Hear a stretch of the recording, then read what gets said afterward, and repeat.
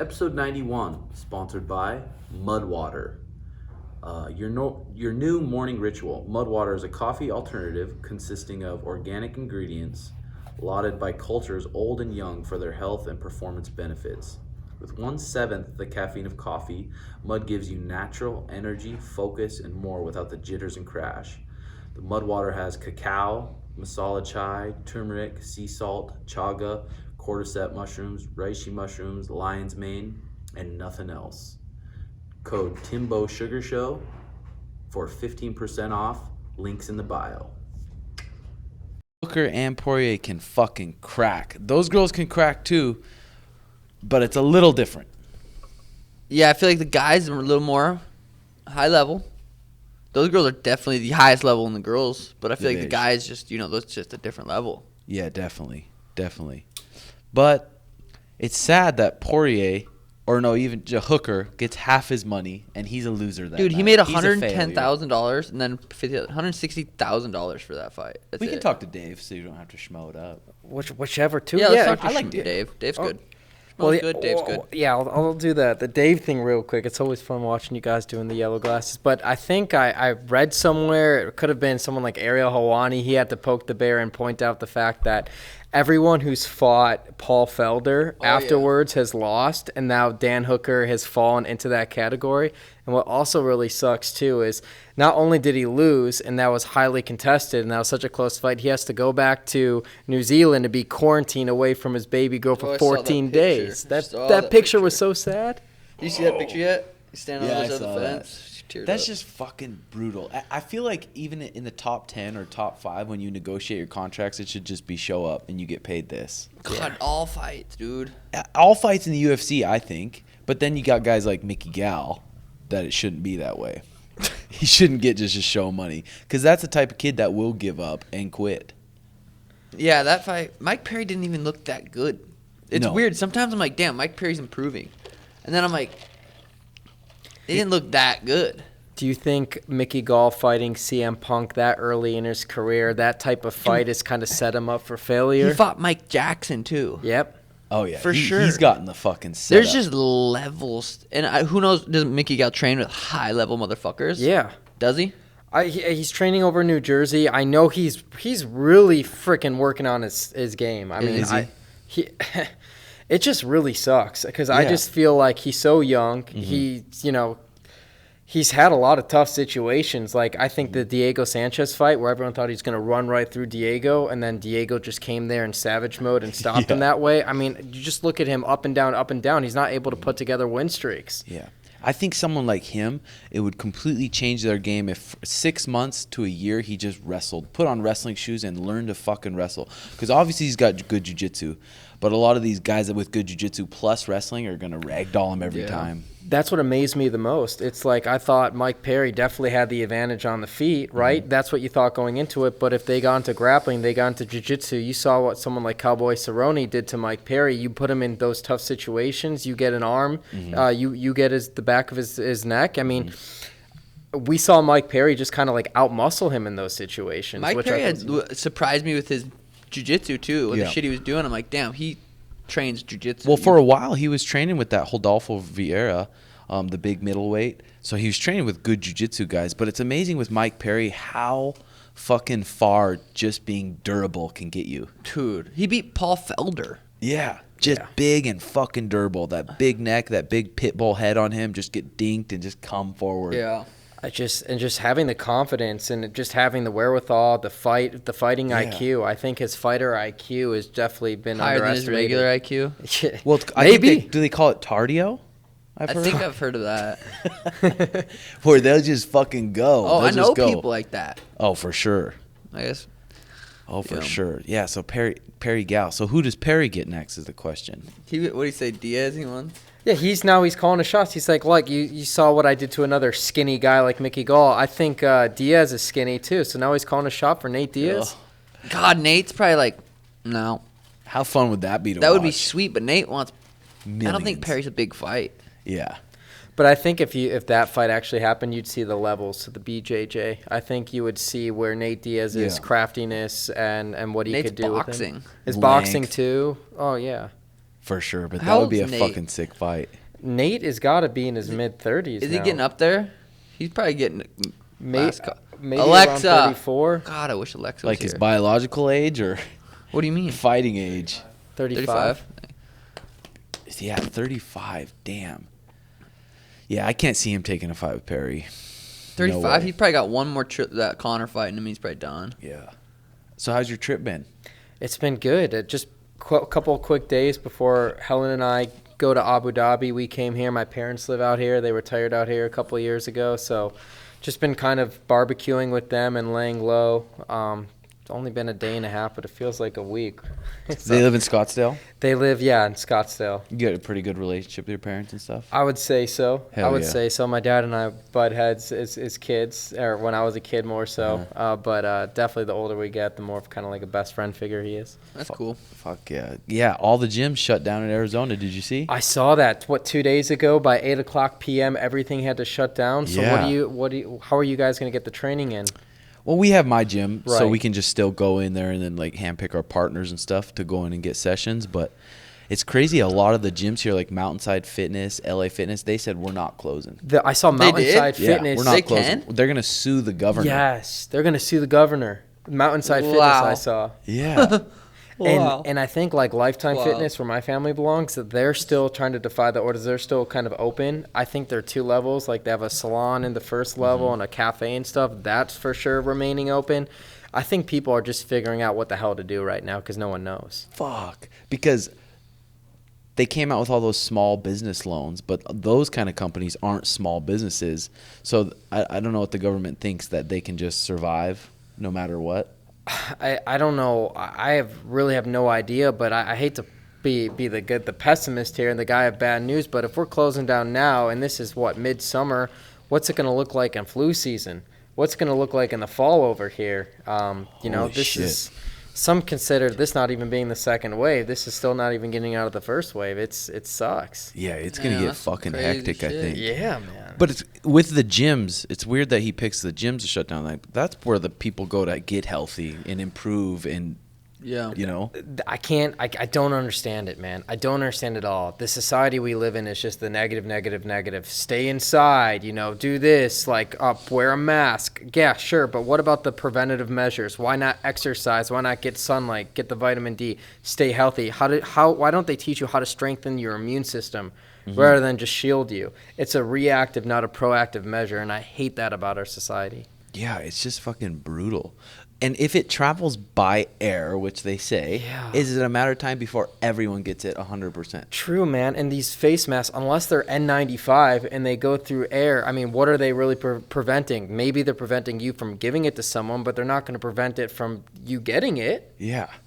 It's I think people just need to own up to the fact that they don't know the answers and be willing to say they don't know the answers more so than everybody sits around and acts like they're the expert. Yeah, for sure.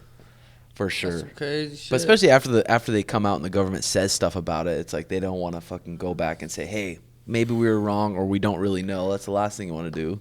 Yeah, man, it just comes down to literally no leadership. Everybody's on their own. Every state's on their own. We literally have no leader. Literally everyone's making up the rules and making decisions based off of what they think is best because nobody has the set guidelines. No one has the rules.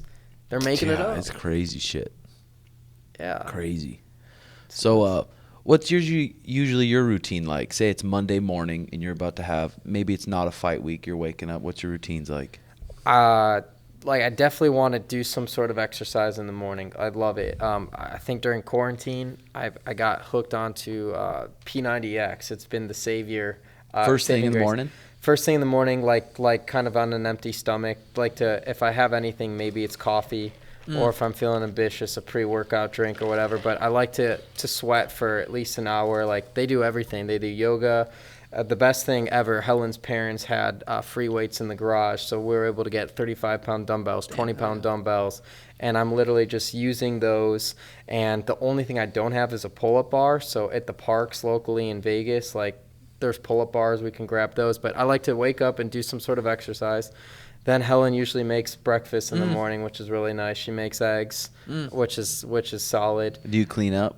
I clean up.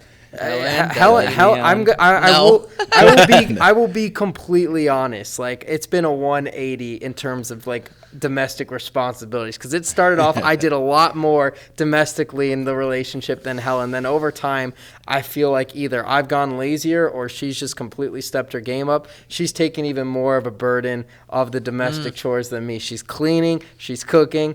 I can't complain. I'm spoiled. So I'm going to give her the props right here on the Timbo Sugar Show podcast. Damn, that's right awesome. here. Sugar does all the cleaning and cooking at his house. Not cooking.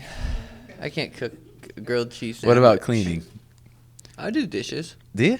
Why do you say do you? Go over that every time. It Do you? hits his soft spot every time. I'm just joking. Jobin, What? you're the nothing. Say it. Yeah, say it. Give it to me. I was just gonna bring up. You're the only person's house I've ever been to that literally has never had paper towels. Every time we go over there to eat, I'm like, "Hey, you got a paper towel?" He's like, I don't know why. in the last couple years, he's No, that's never had true. a paper towel. That's You true. can't just go to like Costco or Sam's Dude. Club and get I know. the roll of 16. The gym has paper towels. We don't. That's the last thing I'm like, oh, we're out of paper towels. I got to go get them. Literally, the last time you've had paper towels was probably when we lived together at apartments. Listen, I used to be I so can't deny it. when I was first deny starting out in like in the professional career, I was making, I think my salary was like $37,000 a year. I was literally taking the toilet paper at the office building of the corporate job I was working instead of buying toilet Been paper. there. I was taking their soap. Yeah, you guys can relate to this. So I Oh, figured we went to Pizza Hut and jacked Yeah. the paper you towels take one their day. soap, On our you take their scooters. toilet Yeah. paper, you take all their stuff. yeah. Why spend the money? Even their Q-tips at the Napkins. gym. Napkins. Speaking of Q-tips, Henry Cejudo's still just burning inside of What'd what he I say? said. Could you pull it up on the thing? What he said? He said I don't know who has more of a padded record, Ryan Garcia or that dirty Q-tip, referring to me. He refers to you as the dirty Q-tip? I don't like it. It's not funny. Yeah, tweet. If someone says something funny, I'll give him props. But dirty Q-tip's like, dude, I look like a colorful Q-tip. Yeah. You know, come on. But dude, he's still upset about that. I think you look more like a Skittle, because you look like Skittle, with the hair, you cotton could taste candy, the snow taste the rainbow. cone, something. Like dirty Q-tip. Come on, Henry. But he's still burning in that. It's weird. I think I made a little video for the Patreon the other day talking about being a draw. It's like, dude, you want an Olympic gold medal, the flyweight championship, the bantamweight championship. So you're at your peak for as far as like probably for views and like being a draw, and you still aren't a draw. Yeah, and he still And doesn't. he's trying to fight Ryan Garcia. It's like, dude, the reason Conor and Floyd fought is because they're both the biggest draws in their sport. You're like not big at anything. Is the Ryan Garcia fight he's trying to box or MMA or do the both He's trying thing? to box, and then Ryan Garcia said he wants to fight Dylan Dennis, and I tweeted, I'd love to kick you in the head. I know, it's funny all the people replying to that tweet. I I looked didn't at see some it. of the replies, and they're like, whoa, you're really stepping over your boundaries. You're not there yet, Sean. It's I'll like, dude, fuck that little dude up. he might triangle you. That's true. Damn. Ryan Garcia. Dude, it's weird when... Okay. It's weird when boxers talk shit to MMA fighters. It's like, you literally box. Mm-hmm. That's it. That's like rappers acting gangster. It's like, you ain't gangster if you can't fuck someone up with your fucking body. If Yeah. you shoot someone, you're not a gangster. If you beat someone up with your boys, you're not a gangster. Yeah, I mean, we already saw. Wasn't it James Toney who did the MMA fights? And just the second he got brought onto his back, it was game over. Yeah. He couldn't get up. We already seen that. The you most know? gangster Well, even people in are that MMA fight, fighters. even in a fight with Ryan Garcia, what if we said, promise, 100% won't take you down? I'll kick him in He his won't- fucking yeah, little I was body. gonna say there's no way he could withstand the leg kicks. Teeps. I don't kick people in the leg. Teeps up the middle. Dude, teeps, head kicks. Let's but the fact is, just like Chael said it right. When those top guys are bringing up your name, you're the one winning. Oh, yeah. He said a president never talks down to a senator or some shit. And that's what he was saying about Peter Yan talking shit to me. He's like, that's a win for Sean. But Yeah. all these little... It's weird how the bantamweight is like, they're all like little dudes.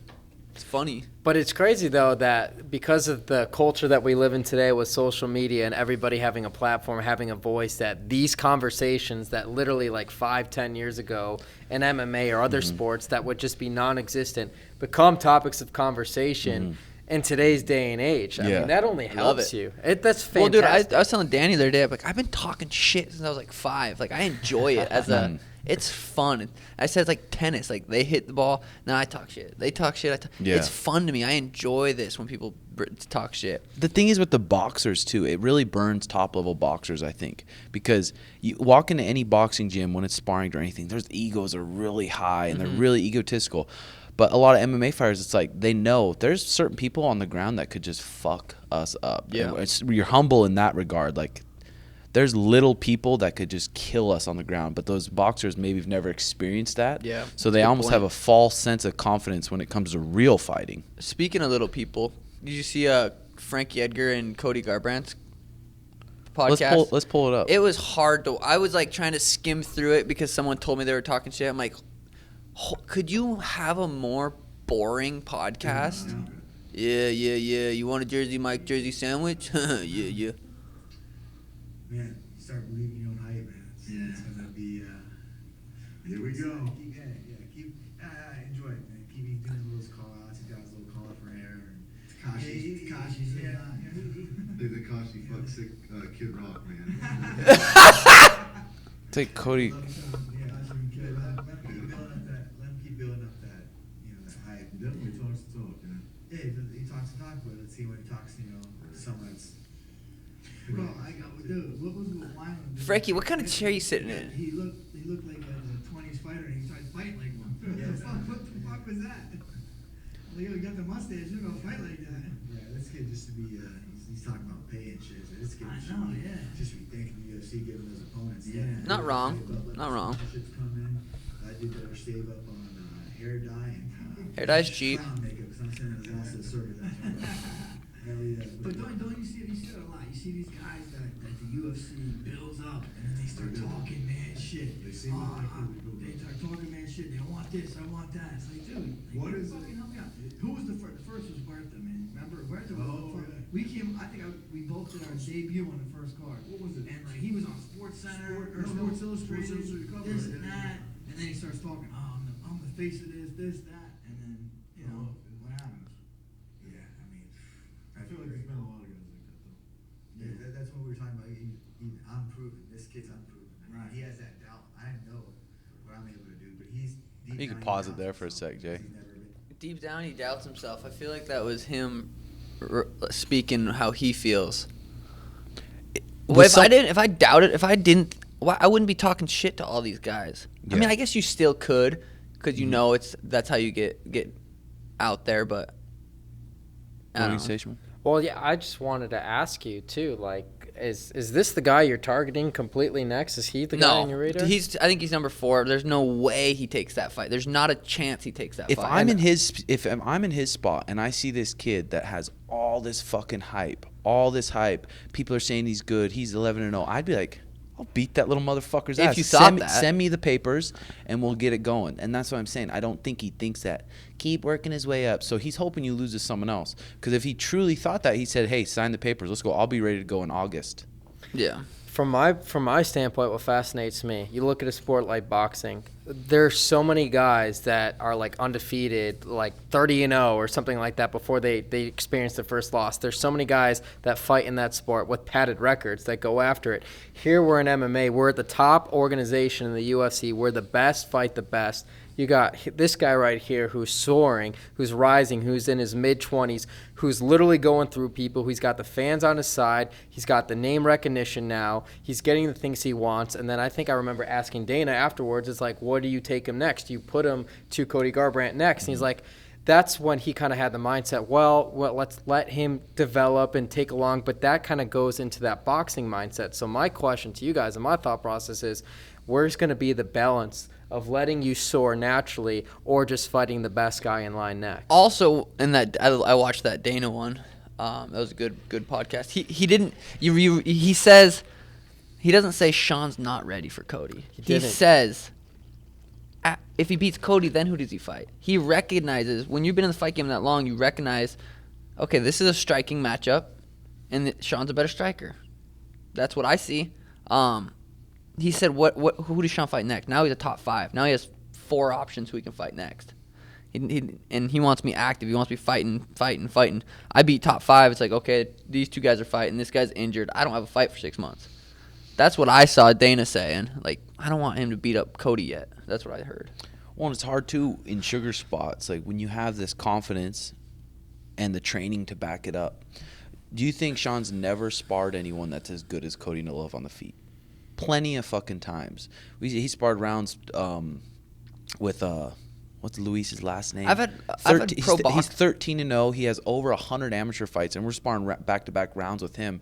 It's like Cody's not going to show us anything different that we've never seen. Like, whoa, he's this a basic is a boxer, huge and his step up. boxing's not that good. I wish we could pull up that video of him shadow boxing. Dude, I'm like, do people... I get...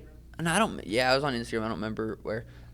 It's like, he doesn't even extend his punches. He's not a good boxer. You can, make a video about doing that and watch how fast you can Dude, look. his punches are like this. Like, I could look really fast doing punches like this. It's different when you're extending your punches. I just don't see what people see. Cody's knocked out some good people, for sure. But he got knocked out. It's the same thing. Like this right here. This is embarrassing. The same thing with Cheeto, that's though. Those embarrassing. guys they're talking that shit in a smart way. They're talking shit. It's like, oh, yeah, let's have him prove it. But they're not saying, hey, send me those fucking papers. I'll beat that kid's ass on this day. Cheeto's not saying that either. He's saying, if that's what the UFC wants is I'll beat him up. He's not saying, give me that fight, please. I want to fuck him up. He kicked me out of the rankings. I want it. Yeah, that's true. And there's different personalities. Like, they might not just not be like that. But I just see it as, like, I'd rather not fight him. For sure, dude. They're not asking for the fight, saying, send me the papers. From your perspective, too, I know you're asking for the best striker available. You want to fight the best striker. That's not necessarily... Go ahead, sorry. Well, yeah, I was just going to ask you, does that matter to you because stylistically the fans are going to get the most exciting fight rather than just a grappling match of someone trying to hug you for 15 minutes? Or is it something that you just want right now? Like, what's your mindset on that? The cage has, like, a big play in it. Dude, that cage is tiny at the apex. Yeah. Dude, if I'm fighting someone that's going to be trying to grapple me the whole time, that's going to be that cage is going to, the bigger the cage, the better, obviously, for me. But, dude, I really do think my skills are so good right now that I can beat these grapplers. Like, I don't necessarily want the best striker. Who would be the, Cheeto's not the best. He's not the best striker. Grappler? No, the striker. Oh. I don't think Cheeto's that good. Probably Peter Yan, honestly, and Jose. I feel best like strikers. Best striker, yeah, Jose. I think Marlon Moraes, too. He's up there. Marlon. Dude, like when you say all those top name dudes, I feel like I could knock them out. I feel like my skill level's just as high as theirs, if not higher. And the length, dude. People, if you know how to use your reach, it's such a weapon. Mm-hmm. And I feel like I have that. I'm mastering that. I'm getting that down. So I just feel like if you're not, and Connor had said something similar. He's like, dude, if you don't have reach on me or height, I'm gonna knock you out. And that's how I feel. Yeah. Does that what else do they say in that podcast link, JX? Because they talk about keep playing it for a sec. He's not proven in the deep He's water. not proven in deep water. He's not fighting in the top 15. A lot of his opponents aren't even in the UFC anymore. Yeah, I mean, like this guy's like, you should just be thanking the UFC for giving you this platform to build your little hype. But you know, Why do you think that is? What do you think makes a fighter marketable? That you see it often. The UFC will get behind certain guys and maybe not so much other guys. Is it persona? yeah, no, I think persona definitely. Could be the walk-offs. And Could be the walk-offs. I mean, you gotta either be, I'm like Cody, good-looking dude, fucking knocks people out, it's fun to watch. But then you got a guy like Sean, who's like an outlier almost, crazy hair, you know, talks big shit. He's attention oriented. You know, he did all this podcast. This is my first podcast I'm doing after the fight. You know, but he's like I said, he's trying to build that up. It's good. It's a good thing. If he wants to keep building that up, winning fights, get in the top 10. Oh God, I hope I get a press conference at that motherfucker. The Sugar Show. Yeah, no love. You know them. I don't know, but anyway, they got sugar in her tank. I don't know if that's a good thing. He said he's jogging How off. long have you been working on that one? He's jogging off Connor. That's Right. But can you hate on Connor for doing what he did? No. I mean, that guy's buying mega yachts now. No, you can't hate on Connor because he's actually good at what he does. Like, he's a suck. natural, right? I mean, the shit he talks is funny. It makes you laugh, and he did his shit. You can't deny he did his shit. He's proven talking. Look at that chair. It's a little guy's chair. I mean, who does it? Yeah. That's probably good of them. No, let's just keep watching. We just watched their project. I feel like when they just continuously try to compare you to Conor McGregor, you probably get annoyed with that the way when people try to compare the Schmo character to Nardwuar. It's like they're just trying to take something that they've seen before, regardless if you have those similarities or not. They're like, oh, we've seen this before. It's Conor McGregor. And without actually even watching what you do and how you do it, they automatically categorize you in this way because it's just a lazy and easy thing to do. Well, it's weird. It's like, okay, Connor's this personality and I'm this personality. It's like, no way that you can have two of similar personalities. There's no way. There's not enough people on the earth to have. It's like, Jesus Christ, come on, people. Well, I think, too, a lot of fighters that don't really have personalities or that fan base from having a personality and stuff, I think they get a little jealous. How could they not? They're super tough, good fighters, putting in all the work, but they don't get any of the big sponsorships, the big this, because they're not super exciting. Yeah. How do you define the UFC gets behind you? Is it from the UFC like putting your fights on replay on their social platforms? Like, what is it when people say the UFC's behind this, the UFC's pumping this out? What do they mean by that? What's that mean to you guys? Yeah, that's a good question. I don't know. I feel like I'm literally doing my job as promoting myself, and it makes UFC's job easier. It's like, oh shit, this kid's promoting himself really well. My hair, my knockouts. It's just like I'm doing a good job. I'm helping them. Yeah.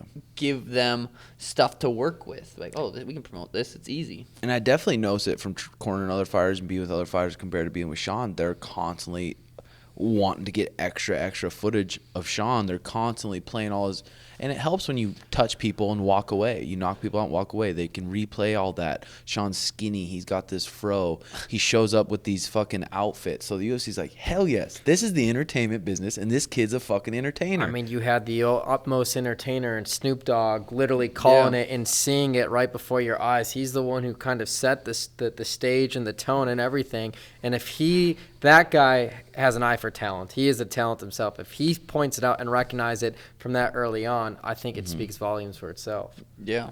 And Sugar's not fucking stupid. He knows that he's talking this shit. He knows the work that needs to be done. We got to find the best people in every different, the best strength and conditioning coach, the best jiu-jitsu, the best striking. Got to find all those and work fucking hard and back up that talk. And I feel like that's something training-wise that Sean's doing. Yeah, the more shit I talk, the more, like, I know I'm talking shit to bad motherfuckers. Cody Garbrandt, he's short and he's little and he's got little arms, but he's still a bad motherfucker. Anyone that throws power like that and is somewhat confident in his skills is dangerous. Like, all these guys, Peter Yan's dangerous. All these guys are dangerous. But I still, and I talk shit to him. It's like, okay, I need to make sure I'm consistently doing what was that thing you sent me yesterday on Twitter? That was fucking good. Mm-hmm. Let me read that real quick, because that was good. It said, success eats itself. The more successful you become, the more opportunities come your way. The more new things you take on, the less time you spend doing what made you successful in the first place. For success to persist, your threshold for saying yes must increase. But dude, just making sure I'm doing what I've been doing that's got me here, and that's consistently training. I remember moving down here when I was 19. It was two-a-days every fucking day. It was two-a-days: jiu-jitsu, strength and conditioning, or some kind of striking, and that's what we've been doing. Yeah, I love how you just talked about success there. There's a salesman of all people in the 1950s. He's ahead of his time, Earl Nightingale, and he defined success as this, and I live by this, and I think it's the perfect way. Success is the realization of a worthy goal. Let me say that again. Success is the progressive realization of a worthy goal or ideal. And if you break that up, like down by that definition, progressive, always evolving, always changing, of something that's a worthy goal or ideal, ideology, thought process. If you live that way, which clearly you do, you're not doing this just because, I want to fight, I want to beat people up. You want to be the best. You want to be the baddest motherfucker at your craft. You want to be number one. You have a worthy goal or ideal. And I think those principles, and same with you for in regards to your career, you live by those things. I mean, it gives you a purpose, a sense of purpose to wake up every single day with a fresh perspective and go after it. Yeah. Fuck yeah. Definitely. And I think once all those big opportunities start coming, people wanting you to come do showings or go do seminars and travel and stuff, I think a lot of it gets to people's head and they start slowing down on their training. But I think that meditation and that stoicism and those cold plunges and those breathing exercises are really Routines.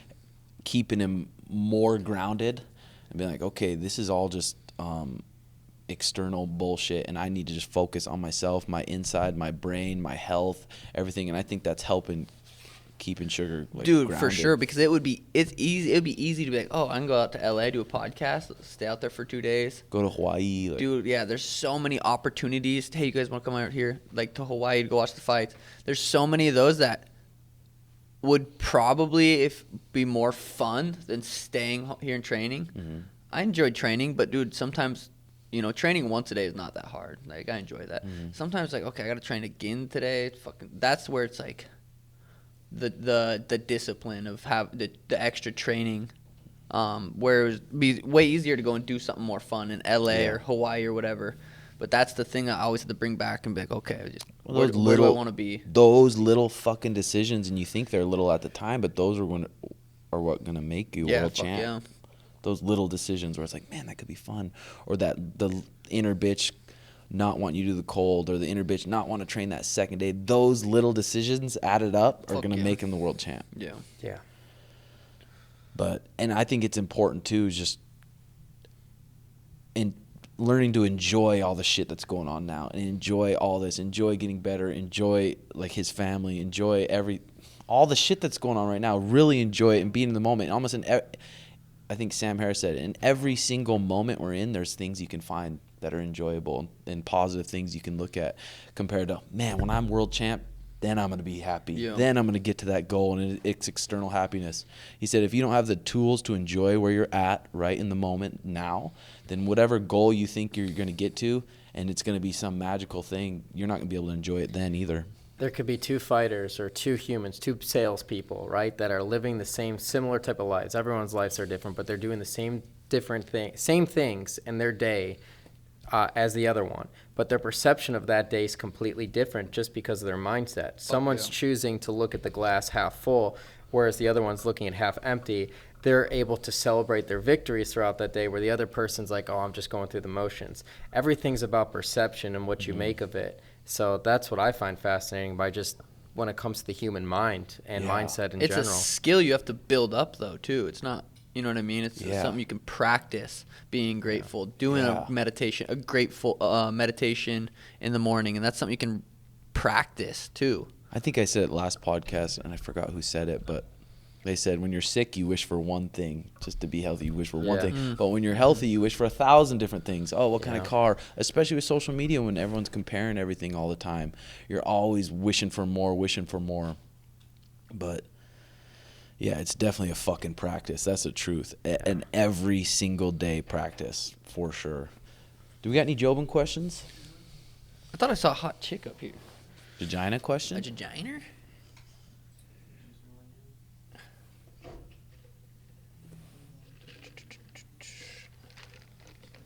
All the comments are about me on that podcast. Hope you knock out that curly-headed buck. You've definitely done a good job making a name for yourself in a quick amount of time, because I feel like every fighter, especially in your division, your name comes out of their mouth one way or another. Oh, yeah. Got it. Yeah. Money. But just like Sean said before, it takes two people to make a star, and that type of fight, if Cody keeps winning and say Sugar wins his next two, that could turn out to be a big fucking fight. That's what I think UFC sees too. They're smart. They're not like, let's not have a fight right now. Let's wait. She had a grill? Damn, that's lit. Braces or a grill? I think it's grill. Shit. Wow. That'd be sick. What's up, Tim and Suga? My name is Kiara.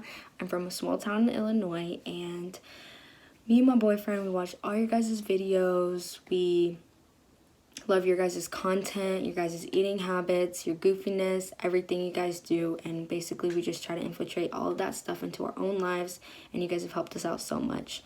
So we just needed advice on financing, how should we get there, what we should do when we get there. We work and we train at the same time to save up because we want to move to Arizona, and since you guys have already done that, you guys can, help us out, give us some advice on what we should do, how to jumpstart us there, and how to keep us there. So thank you. I bet she's, 20? Yeah, I'm not the guy to ask about finances, but Shit, I'll take I think care with of that this. kind of stuff, when it comes to finances, just wanting to live cheap as possible, living in a small apartment, living with a shitty car that you're not paying on. But not having a shitty card where you're always having to fucking do Put something. money into it, obviously, but just living under your means, Yeah. for living sure. cheap with cheap clothes. If that's your real passion, is training when it comes to that. Yeah, you can't go wrong with the least amount of bills, dude. And that's something I think we talked about it last podcast too. But dude, having no bills other than the house payment is so nice. Zero stresses. It's not like fuck, I gotta make this payment, this payment. Well, I'm sure even with you, like with money in the bank, it's hard not to be like, man, I could be driving around in a Tesla within 2 hours and it really wouldn't affect me that Yeah. much. Or, oh man, that's a sick RV or a camper. I could buy that, but then just slowly racking up those. I bet that's kind of tough, and you're doing good about not doing it. Yeah. Well, we're saving for a house. I want to just be able to get a house cash and not have a house payment. So it's easy in that regard right now to where I'm like, okay, I could buy that, but then I have to make more for the house. How about you and Helen's stuff financially and stuff? Do you guys pretty smart about it? Or? Yeah, I'll get to that. I'm gonna piggyback off of what you were saying too. It's like our parents' culture, it like cars. Those are depreciating assets. The moment you buy a car and you drive it off the lot, it's like down 20% of its value. An appreciating asset would be something like a home. That's invested in, and that's where Helen and I are thinking. Nice. We're thinking we'd rent for another year, save up as much money as possible. Obviously we make money from YouTube and stuff like that and creating content, but then trying to find sponsors for the content, that whole same world, which kind of overlaps with what you guys are doing too. Obviously, you got to market yourself. You got to figure that out from the UFC. So I'm only in this game in terms of how to invest my money, make money by appreciating assets. And when I look at homes is something like that. Camera equipment is something important. Having great audio is very, very important. Stuff like that for the content. So those to me have the value. But a car, man, that's not the way to do it. But it's always good too if you can if you're making X amount of money and you can categorize it into different ways. Like this is going to go to rent, this is going to go to food, this is going to go to travel. And if you can make a miscellaneous area for, okay, even if it's $5 a month or let's say it's $100 a month, whatever you can put aside into my investment money or into my goal money, whatever you want to call it, and that adds up over time, over a year, 2 years, look where you're at. Yeah. Dude, I need to buy an apartment complex. We've had so many people fucking ask about coming down here. Oh, I know. Yeah, and I think it seems easier once you have obviously, like if you have a true passion or something you like to do, it makes it easier to not just buy random shit for that little moment of happiness. Not even happiness, that little moment of fulfillment or whatever you want to call it. Yeah. I just feel like too many people aren't willing to take risks, aren't willing to put in the work. Some people aren't blessed where they know exactly what the fuck they want to do really early on in their lives. That's great. So why don't you not be afraid to go out there and do stuff so you can eliminate the things you don't want to waste your time on. Yeah. And if you're lucky enough to get to 30 years old and finally figure it out at 30 or 31, 32, your early 30s, you figure out exactly what it is what you want to do, that's a fucking victory. Still Yeah. young. And like, people need to look at yeah. that. fuck yeah. I know there's just so much pressure on kids coming out of high school, coming out of high school saying, okay, sign right here, and those loans will start coming in for student debt, loans, man. and they'll just fuck you over. I know my sisters talk about going to college. I'm like, come down here for a couple months, do jujitsu, and let's just see where it goes from there. Because I think her friends are going to college. My parents, I don't think they're pressuring her too much, but it's kind of there. Like, hey, what are you gonna do? It's old like, school. You're fucking 18. Think about just generations of humans, like growing up, like like centuries ago, like a job was like a locksmith. That was the thing, a specialty trades. People would go to boarding schools. And they do this in Europe still. They don't do it here. They go to specialty schools where from a younger age they go there, they know what they want to do, and they do these different things. There's too many people in our society that they graduate high school, they're 17, 18 years old, they have their diploma. What next? Go to a four-year university. Go to college. They have no idea what the hell they want to do, but go to state school. Go to university. Then they accrue all this debt from student loans. They don't know what to do, and they still don't know what to do by the time they're 22 and they're out of school. What the hell am I going to do? Now, I'm not saying college is bad, but I like what you said is, why don't you go out here, work for a little bit, figure it out, and then when the time is right, college will be there. People go back to college or graduate school 5 years removed from undergrad. Like there's no rules here. It's your life. No one's going to do it for you. So I think our cultures keep pushing people to these four-year universities when it's not, hey, what are these trades? What are these specialties? Now let's take that locksmith thing I just brought up from centuries ago, and that was a common job. What would be a common job in 2020? What's important? Digital creativity, social media and stuff like that. If we trained people that wanted to be savvy in this early on and made that like a specialty type field, technology, internet, AI, artificial intelligence, where would the world be?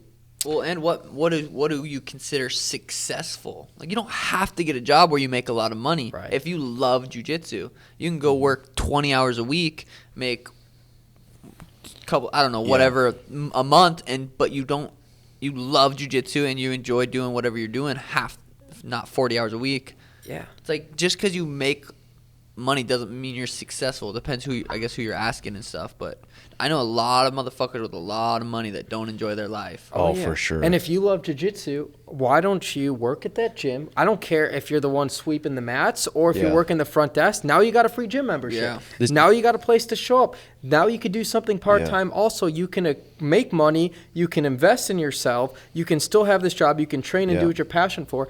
People are afraid to take a step sideways or take a step backwards in order to take two steps forwards in their future. They I look like what short-term, not long-term. Neil Strauss said. He's an author. He said, "There's nothing wrong with the job not being your passion if it enables you to live a passionate life." Ooh, I thought that was good. is Robert good. Falls always used to say that too. He's like, the smartest thing an upcoming professional fighter can do is have a side job. Yeah. So they're not taking these random fights for $500 or $1,000 here and there and fucking their career up. You had a waitress. Yeah, just like you were saying, from first grade to 12th grade, they're engraving in your brain that we got to get the college degree, and then we got to get, that's how you make a living. Anymore, it's like this cell phone has so much fucking power. You can get out so much content from this thing alone and make your whole living, and then you're your own boss. Yeah.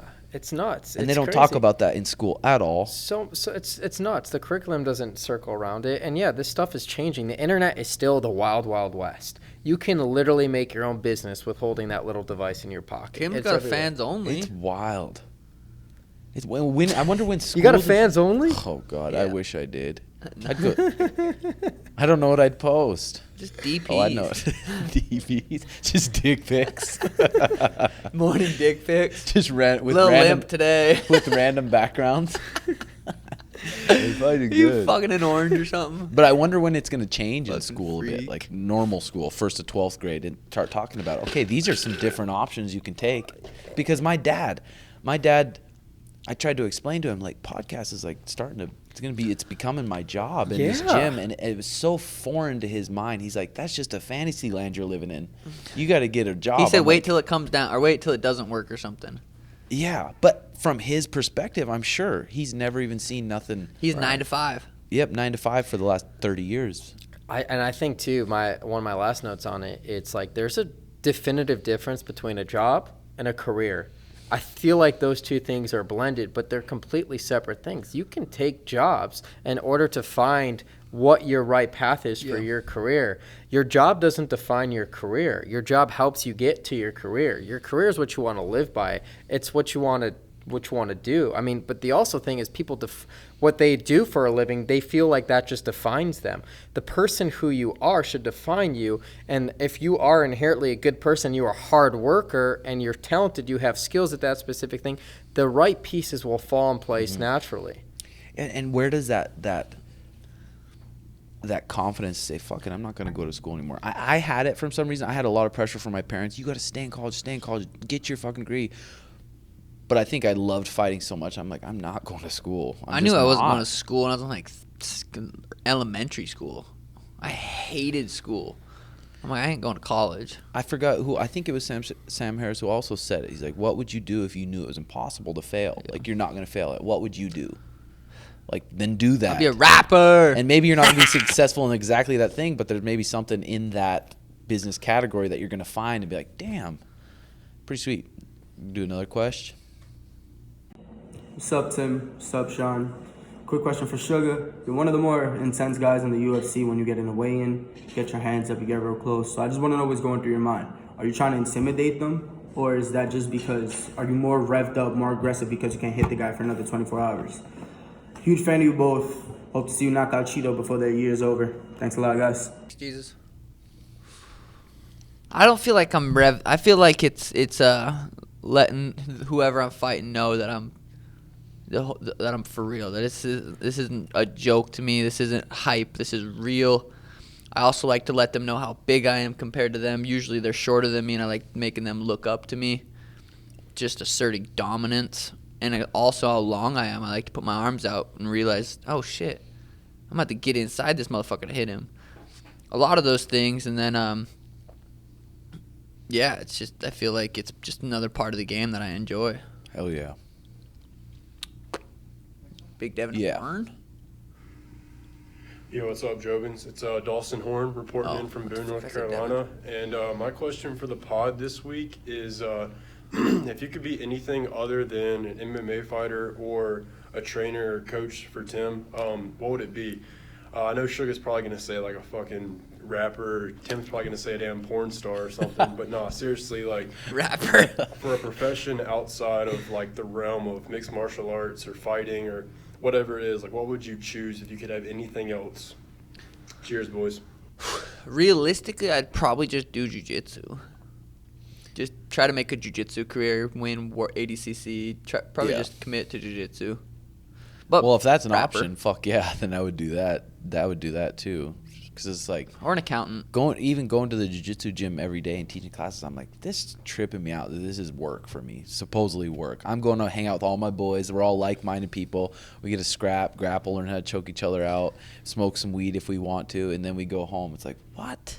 Yeah. So that's definitely the number one. But say without jiu-jitsu and no rapper. I would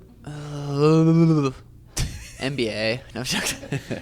What would you I'd think? probably work with mentally disabled people, honestly. I did that when I was younger, and I fucking enjoyed that. Fuck, I'm sure you did. That was fun. Yeah. That was like actually, it's always, and it was always an interesting day. It I was bet you like- felt good every day after, It was too. just felt like I was hanging out with the boys. What about you? I think two things. NASA, I want to be an astronaut. I want to go to Oh. fucking space so badly. Seriously? Damn. And like FBI agent. Like just I have a fascination with murder mysteries, solving shit with the law and things of that nature. Doing justice, criminal justice particularly. I feel like with a job like that, an FBI or cop or any of those, you can't turn your mind off of work. You no matter, you just can't. Your clock off shift, but you're still thinking about how can I solve this? Yeah. Where's this guy at? Who, you know what I mean? I just feel like that would be it would consume your life, which Unfortunately, that's how I feel with the Schmo character, man. Yeah. I'm always thinking, how can I be better? How can I running be it. the best sports person? How can I continue to make people laugh? How can I continue Yeah. to reinvent the character and just cause havoc and wreck shit up? yeah. I, feel that a I little. wonder if sometimes with those FBI agents and stuff, some of the really good guys, they know that they'll be sharper if they know how to shut off their mind for a while. Dude, And not be emotionally attached to this thing at all and just know when to shut it off, know when to turn it on. Dude, the PTSD, like they talk about it for war and stuff like that too, but imagine just cops and FBI files, like you're literally on the job, random day, and you go in there and you see fucking heads chopped off or a murder with a dick chopped off. Remember, it was like Wendy's like 10, 15 years ago where she chopped off her husband's dick and put it in the chili bowl or something like that, or a finger. Yeah. Some crazy I think shit. it was a but- finger. Finger. We'll go dick. Oh, I saw the dick thing too before. I didn't see the Probably dick, looked but like I've it. heard of that. It probably looked like a little stubby. Yeah, but the PTSD that those people have to deal with too, man. And are they having counseling or talking to people after Yeah. they see this My shit? dad did it for 20 years, and I think it fucks with him a little bit. Like he's seen some the stories he was telling us. How do Well, you not think about yeah, that shit? and how do you not see the world if every day your job you wake up and you see people at the worst, at the lowest? Your outlook on the world would be like compared People to us, suck. the people we're around all the Yeah. time, just always in a positive, trying to help each other. We're like, fuck, dude, we're living in paradise down here compared to a job like that. It's like, dude. Yeah. Next, Jobin. But back, I would rather fuck any job like that. I know I'm gonna have a boss. Yeah, that's And hopefully true. the boss is respectful enough and he knows I can beat his ass. Because if you work for someone and you know you're more dominant than that person and they're trying to boss you and treat you like you're Bitch. under them, yeah, that kind of shit would drive me crazy. I'd rather be a bum. Yeah. You'd be a good bomb. Hey, 3 dudes that are our own bosses right here. That's what true. I'm talking about. Yes. That's true, Drew. This is a question for Sean. Sean, Fuck you, I Aaron. recently made the change from boxing to mixed martial arts. Now, I hate running with a passion. My question to you is that, do you run? If not, what other forms of cardio do you do? You know, because I hear people like GSP, he never ran. I heard he did a lot of wrestling and gymnastics and stuff.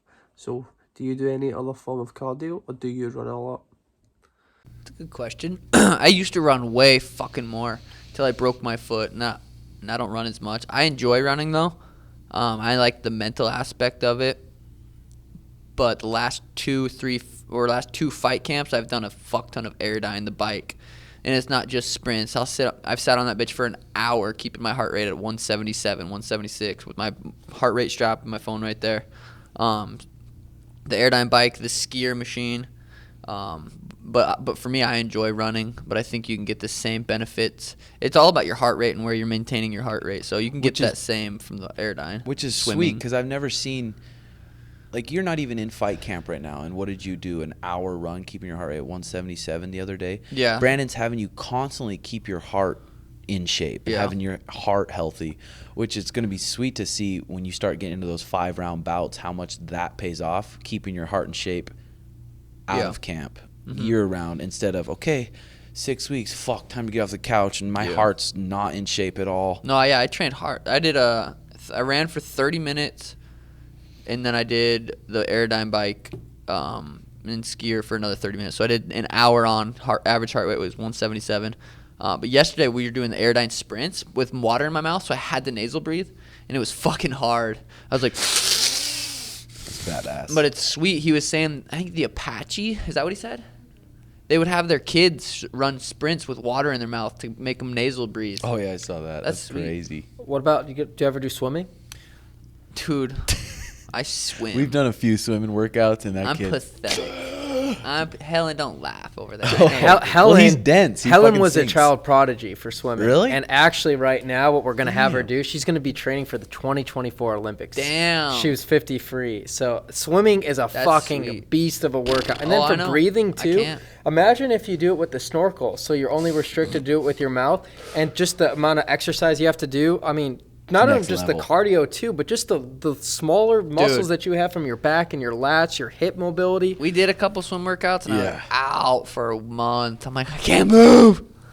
Yeah, I'm swimming's next pathetic. fucking That's how I felt level. with like ice skating. Ice I can't do skating that when you either. feel in your inner thighs, man. If you haven't ice skated in a couple of years, Uh-huh. I did that the other and rollerblading and stuff.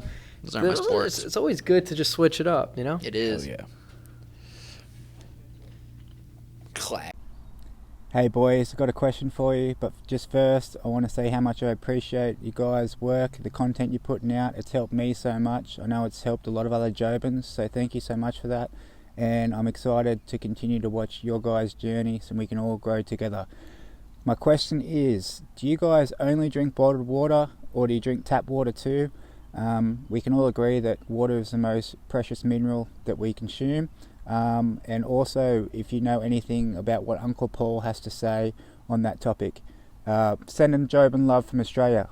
Peace, boys. What did Uncle Paul say? The best water's the Yeah, The- the local spring near you, because they'll Yeah. have minerals and nutrients to, like, from where you're yeah. from where you're living. But he says as long as the water's over a pH, and if you don't know what your water is, you can go to Over a pool what store. pH? 6 Oh. 6 pH. You can go to a AP. pool store and tap it into your water, and it'll usually tell you what pH your water is. And he say if it's not at that, then if you can get some Celtic salt and put it in there. But I like to drink quality water, definitely. I don't drink water out of the spout at home because I guess Phoenix water is really bad. What about you guys? Yeah, that's funny you bring it up. We were talking about this too. We had a Brita for the longest time, but the water quality in Vegas sucked. We were so salty.